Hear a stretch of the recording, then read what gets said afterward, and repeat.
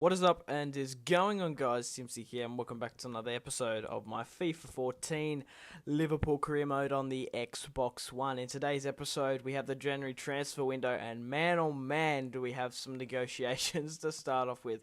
And then later on the episode, we have a match against Arsenal, a home match, which is good to see.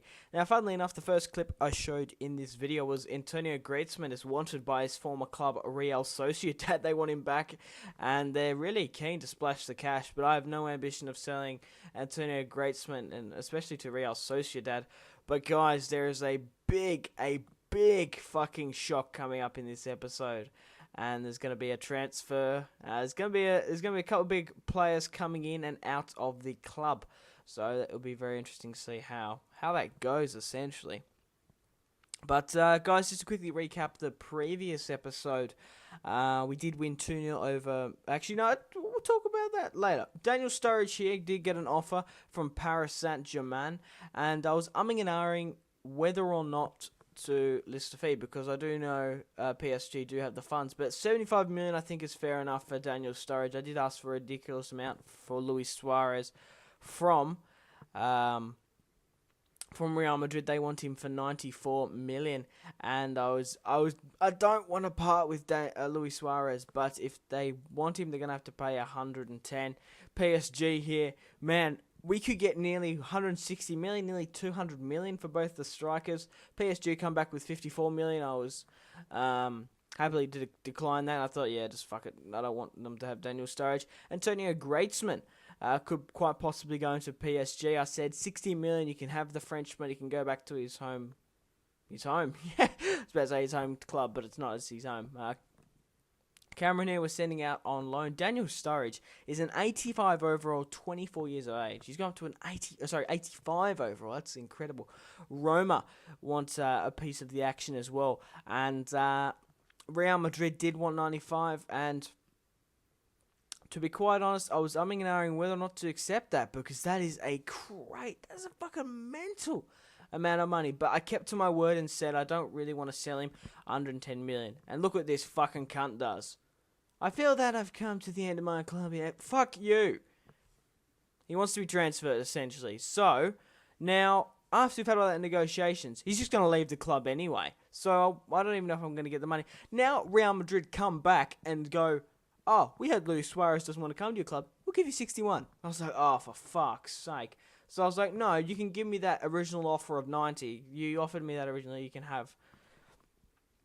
have him for that. And it's going to be very interesting to see how this happens. Yeah, and the club also thought it would be in their best interest to leave. So I don't know why Luis Suarez wanted to leave. We're currently winning. We're currently winning the league at the moment. We've only lost 2 matches, maybe because we lost against Chelsea in the last episode, and we lost against Tottenham. Maybe I don't know, he's kind of unsettled, I guess. But an 87 overall, 26 years of age, man. You should stay at the club. You're nearly getting the highest goal scorer.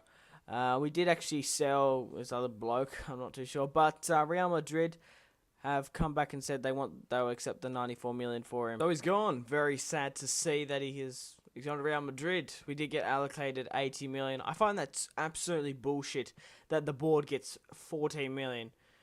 It's a pain in the ass. So now he's gone, and that's pushed Barkley up to 3rd place in the Barclays Premier League. A couple of other transfers there. Christian Benteke is still the top goal scorer. Demba Ba is currently sitting at 4th place. Juan Mata is currently sitting at 5th. But we have 85 million, and I thought, okay, right, we need a world-class striker, and that is not Igor Aspas. You think he'd be a great replacement for Luis Suarez's vacant position? Fuck that. Now, I had a couple of options of who to sign. Now, Christian Benteke actually picked up a 3-week injury. Now, he was one of the main players I was after to basically sign Luis Suarez. So I thought, okay, who is a world-class striker, foremost and firmly, that we have enough money for? We have enough money for Robert Lewandowski, Wayne Rooney, Sergio Aguero. Like, there was a lot of names that we could have played for, but I was thinking, okay, who would be the best fit for our team? And who was familiar to the Barclays Premier League, and obviously you guys see the man here. We signed Sergio Aguero. He's South American. I think he would fit perfectly into Liverpool. He's a perfect replacement for Luis Suarez. Arguably, might even be better than Luis Suarez. He is a little bit younger in this game. He has 4-star weak foot, 4-star skills. He's an Argentine. He's another South American. So I think he'd do well at Liverpool. And that was basically my decision. He's South American. That helps. It's a good kind of replacement. He's familiar to the Barclays Premier League. And he's a really good player. So, what do you guys think about that? We end up getting a 14 million boost. So I'm just going to go through the squad report here. You're most welcome to pause the video, just have a look. And the Herrera's gone up a +2, which is good to see. Sterling has gone up a +2, which I think is bullshit. He should have gone up a +3. Antonio Griezmann has scored 13 goals and 9 assists, and he hasn't moved. Sergio Aguero has actually scored 9 goals already at Manchester City. So he's this season. So he's had a pretty good season so far. Obviously, Manchester City, we did beat them 2-1, and they're not having the best of form. Rakitic went from Sevilla, I do believe that's what the badge is. He went to Olympique Lyon. But Manchester City did lose one of their main strikers. But we've got our main striker in Sergio Aguero. I did try to get Wayne Rooney. I was looking at getting Christian Benteke because he's the highest goal scorer. 35 million for a person who's out for 3 weeks, so I'm not too sure. But we really did need to get a striker in. I didn't think Daniel Sturridge can hold up the main striker role. I didn't want to change the formation because I think we're doing well with 2 strikers up front. Daniel Sturridge here getting some more offers from Lazio. And after lost Suarez, there's no way I'm going to sell Daniel Sturridge. It would have been interesting to see if I would have signed Wayne Rooney, though. Mandzukic does a surprising jump to the Serie A for 21 million. He's playing for Roma.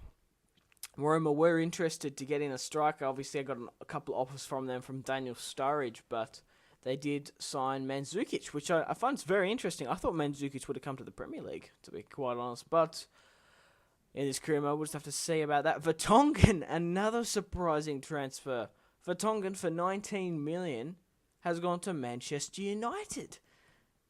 Wow, that is really quite interesting, but a good signing by United. Obviously, Vidic is going on soon this season. Rio Ferdinand is kind of old, and Jones and Evans are quite average sort of players.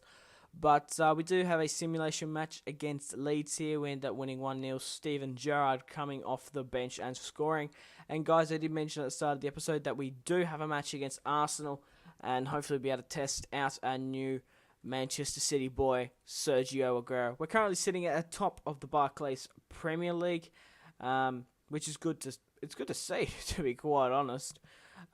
Manchester City actually lost 2-1 to Tottenham Hotspur. You can quickly go back and pause, and if you don't believe me, but that's mental. Tottenham Hotspur are having a really good season. They beat me, and then they've gone and beaten Manchester City, which I actually won 2-1 over them. But we did have a match against Arsenal, which we did win 5-1 over at the Emirates.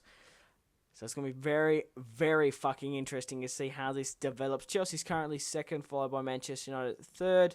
Manchester City are fourth, and Tottenham Hotspur, which I thought would have been higher up the table, but they're creeping into that number 5 position, along with Arsenal, who also are still up there. But Sergio Aguero, let's see how he goes. So I'm hoping the team can adapt to him. Obviously, Dzeko actually hasn't had a very good start at Arsenal, joining from Manchester City. So we've got 2 Manchester City boys from 2 different now at 2 different clubs facing off against each other, which is it's very weird to be quite honest. They both transferred out of the first seasons. That's probably why Manchester City aren't having a good run. Obviously, they've got Jovetic and fucking Negredo there to back up, so they're not in that hot water. But Sergio Aguero, they gets his first shot on in the Liverpool jumper. Sterling, who's been playing fantastic the last couple of matches, just gets denied of his shot there. But Dzeko does come on hand. He's waiting for Santi Cazorla to come up, but the run and the piece of play didn't quite amount to anything. Daniel Agger finds Sacco, his former centre-back mate, and I don't know what's former, but he's centre-back mate. Fucking doesn't matter because Sacco fucking skied us. Coutinho whipped an absolute belter at Chesney, but the Polish man comfortably saves it. I'm surprised Sergio Aguero hasn't scored on his debut here. Cuts back inside, but it does get blocked. And I don't know how we can go to the Emirates, their home ground, and beat them 5-1, and then they come over to Liverpool and we draw against them. Maybe because I'm not quite adapted to Sergio Aguero yet. Maybe Luis Suarez, it was a bad mistake selling him, but it wasn't my fault because he wanted to go. He was going to go anyway for fucking 64 million. Real Madrid wanted him halfway through the negotiations. So it really does... it makes me disappointed, but we've had a couple of upsets the last couple of episodes, and only time will tell how this career mode will end. Will we win the league? Our only major competition, obviously we don't have Champions League, so it's going to be interesting to see, guys. Thank you very much for watching. If you watched all the way through, I really do appreciate it. Make sure to leave a like to support my channel, and above all, make sure to go out and have a fantastic rest of your day. Thank you very much, guys. Bye-bye.